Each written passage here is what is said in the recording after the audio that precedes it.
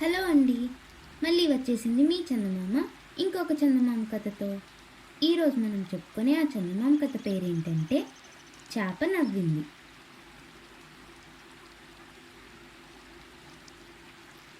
ఒకనాడు కాశ్మీరులో ఒక చేపలు అమ్ముకునేది రాజభవనానికి వెళ్ళింది.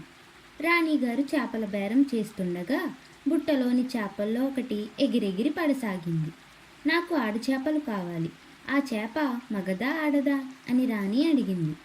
రాణిగారు ఆ మాట అడగగానే చేప పెద్దగా నవ్వింది. చేపలమ్మే మనిషి తన దగ్గర అన్నీ మగ చేపలేనని చెప్పింది. రాణి ఆ మనిషిని పంపేసింది. కానీ తనను చూసి ఒక చేప నవ్వటమా అన్న ఆగ్రహంతో రాణిగారికి బాగా కోపం వచ్చింది. రాజుగారు ఆమె కోపాకారణం తెలుసుకున్నారు. మంత్రిని పిలిపించారు. ఒక సామాన్యపు చేప రాణిగారిని చూసి నవ్విందట. దీనికి కారణం ఏమిటో నెలలోగా తెలుసుకోలేని పక్షంలో నీ తల తీయించేస్తాను అని హెచ్చరించాడు. మంత్రి గుండెల్లో రాయపడింది.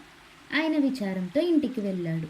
ఎందరో మేధావులను, జ్యోతిష్కులను, యోగులను, మాంత్రికులను తన ఇంటికి రప్పించి ఒక సామాన్యపు చేప రాణిగారిని చూసి నవ్వింది.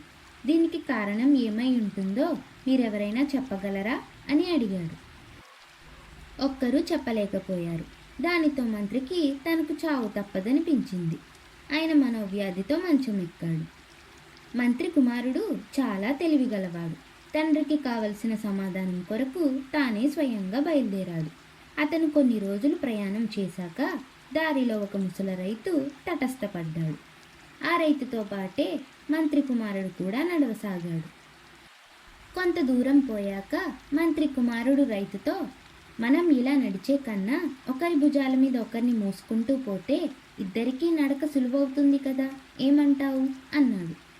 రైతు అతనికి సమాధానం చెప్పలేదు. తన వెంట వచ్చే కుర్రాడికి మతి సరిగా లేదు కాబోలని మాత్రం మనసులో అనుకున్నాడు. మరికొంత దూరం పోయాక మంత్రి కుమారుడు కోతకు సిద్ధంగా ఉన్న చేనొకటి చూసి, దీనిని ఇంకా తినివేయలేదేమబ్బా అని అడిగాడు. దానికి రైతు జవాబు చెప్పలేదు. ఈ మాటతో రైతు అనుమానం మరింత ఎక్కువయింది. ఇంకొంత దూరం పోయాక ఒక అడవి వచ్చింది.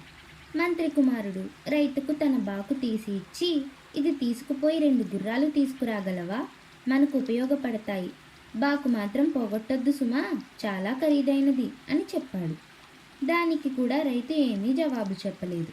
తనతో ఈ విధంగా మాట్లాడే కుర్రవాడికి నిజంగా పిచ్చేనని రూఢీ మాత్రం చేసుకున్నాడు.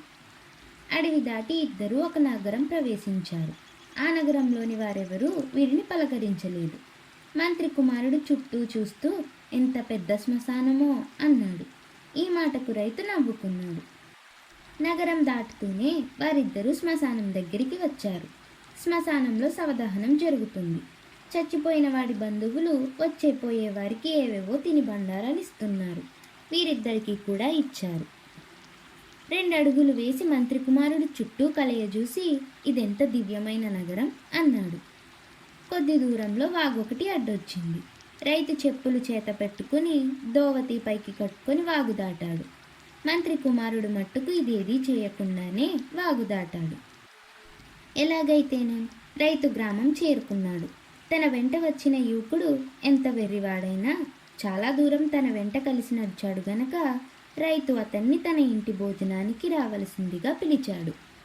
దానికి మంత్రి కుమారుడు, మీ ఇంటికి అలాగే వస్తాను కానీ మీ ఇంటి వాసాలు బలమైనవో కావో ఆలోచించుకుని మరీ పిలవండి అన్నాడు. ఈ పిచ్చివాడితోటి మాట్లాడడమే తప్పు అనుకొని రైతు తానొక్కడే ఇంటికి వెళ్ళాడు. తన భార్యకు, బిడ్డలకు తన వెంట వచ్చిన పిచ్చి కుర్రవాడి గురించి సంగతి వివరంగా చెప్పాడు. రైతు కూతురు చాలా తెలివిగలది.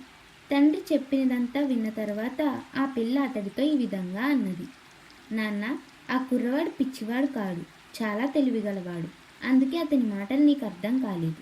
ఒకరి భుజాల మీద ఒకరిని మోసుకుంటూ పోదామనడంలో అతని ఉద్దేశం ఒకరికొకరు కథలు చెప్పుకుంటూ నడుద్దామా అని.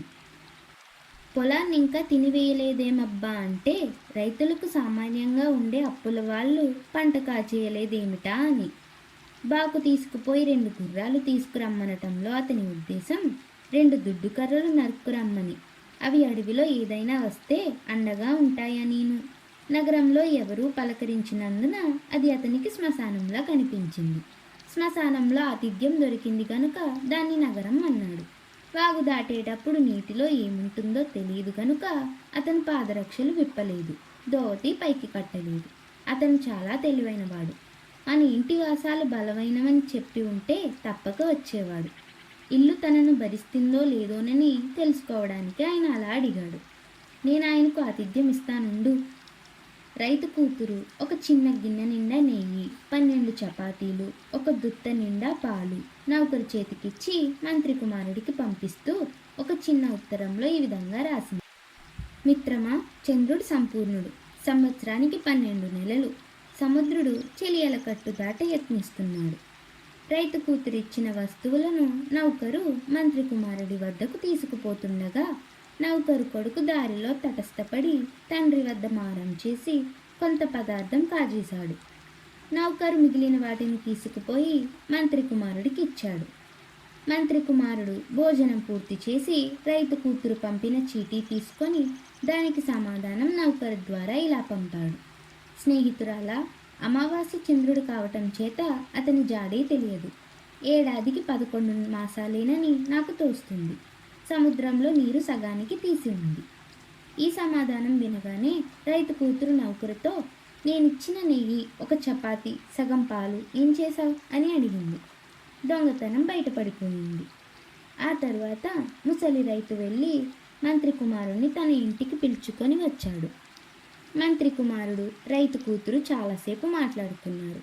చివరకు మంత్రి కుమారుడు రైతు కూతురితో రాణిగారిని చూసి చేప నవ్విన వృత్తాంతం పూసగుచ్చినట్టు చెప్పి, ఆ చేప అలా నవ్వటానికి కారణం ఏమై ఉంటుంది అని అడిగాడు. రాణిగారి అంతఃపురంలో ఎవరికీ తెలియకుండా ఒక పురుషుడు నివసిస్తూ ఉండాలి అన్నది రైతు కూతురు. మంత్రి కుమారుడు ఎంతో ఆశ్చర్యపడి, ఈ విషయం నిజమైతే రుజువు చేయటానికి నువ్వు నాకు తోడ్పడగలవా? నా తండ్రి ప్రాణం కాపాడిన దానివవుతావు అన్నాడు. సరేనని రైతు కూతురు మంత్రి కుమారుడి వెంట బయలుదేరింది. ఇద్దరూ ఇంటికి తిరిగి వచ్చారు. రైతు కూతురు చెప్పిన మాటలు విని మంత్రి సంతోషించి రాజుతో చేప నౌకు గల కారణం చెప్పేశాడు. దీనికి రుజువు అని అడిగాడు రాజు. రాజానగరులో ఒక వెడల్పైన కందకం తవ్వించండి, దాని మీదుగా రాణిగారి పారిచారికలను దూకమని శాసించండి అని సలహా ఇచ్చింది రైతు కూతురు. ఆ ప్రకారంగానే కందకం తవ్వి రాణిగారి దాసీలందరినీ దూకమన్నారు. ఎవ్వరూ దూకలేకపోయారు. ఒక్కతే మాత్రం ధైర్యంగా ముందుకు వచ్చి దూకింది. ఆ మనిషి స్త్రీ కాదు, పరీక్షించండి అన్నది రైతు కూతురు. ఆమె చెప్పినట్టే రుజువయింది. ఆ మనిషి స్త్రీ కాదు, స్త్రీ వేషంలో అంతఃపురంలో ప్రవేశించిన పురుషుడు. మోసాన్ని బయటపెట్టినందుకు రాణిగారు చాలా సంతోషించింది. ఆ పురుషుని తగిన విధంగా శిక్షించారు. రాజుగారు మంత్రికి గొప్ప బహుమతి ఇచ్చి మంత్రి కుమారుడికి రైతు కూతురుకు వైభవంగా వివాహం జరిపించారు. అలా కథ కంచికి మనం ఇంటికి.